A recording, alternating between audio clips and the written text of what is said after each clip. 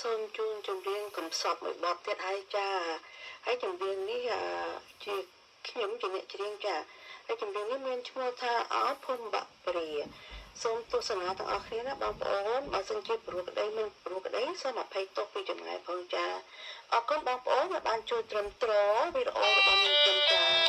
សូមស្ដាប់ទាំងអស់គ្នា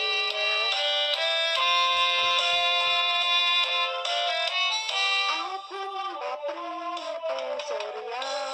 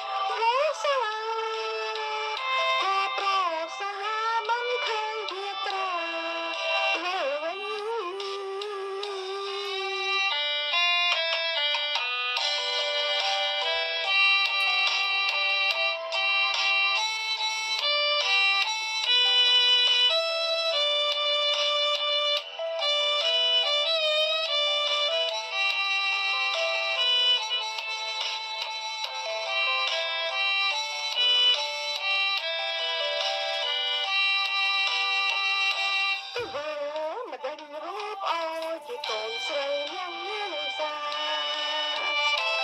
ផាបតាមិនស្អាតព្រលឹងជាភ្លឹងមកឈើពេលស្គាល់ជាថៃបបតាចាក់លងជាសានេះហើយវាស្នេហ៍ដូបានៅភូមិបងព្រីពេលត្របកប្រឹងស្នេហ៍